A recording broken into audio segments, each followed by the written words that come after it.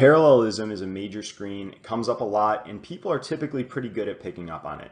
The words that lead me to look for parallelism are these words down here. So and, or, but, and then we have some common constructions here that must always go together. So either or, neither nor. Now nor is almost, it has to be preceded by neither. I'm not going to say almost, it does have to be preceded by neither. If you have a nor and there's not a neither involved, it's going to be an incorrect answer choice. And then not only, but also is a very common construction that is required and introduces parallelism. So looking at the sentence we have above, if you want to pause and take a look at it and look for the issue with the parallelism, go ahead and do that now. So the issue arises in this back end here where we have as a politician. When you have an and or any one of these words, the word that comes immediately after, or the phrase that comes immediately after that word, highlights where the parallelism was going to begin in the front of the structure. And here we have as a politician, but here we have Washington the person. So I would have expected this to be and the politician.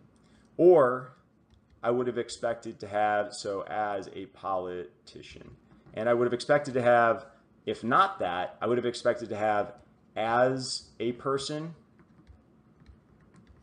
and as a politician. But instead we get a mix of those two phrases, and that is not going to be parallel. So parallel exists in a way in which we can combine two sentences to become one sentence. So literally we could read this sentence as Benjamin Franklin had the greatest admiration for George Washington, the person, and Benjamin Franklin had the greatest admiration for George Washington as a politician. The word and allows us to get rid of all of that redundant information, which I'm going to highlight here.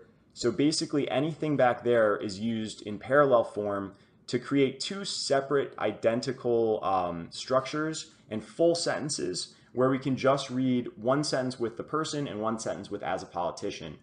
Those read great, and that's one part of parallelism. On their own, they read perfectly well, but then when together, we do want them to look similar and to have the same structure, and that's the second part of parallelism. So first of all, it needs to make two complete good sentences when you strip it apart and reconfigure it.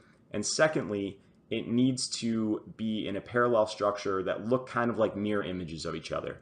Focus on the words that come immediately after the word and, or but, and use that to determine if this front portion matches up, and also to look for where the parallelism begins so you can see which words are being implied in the second portion of the sentence.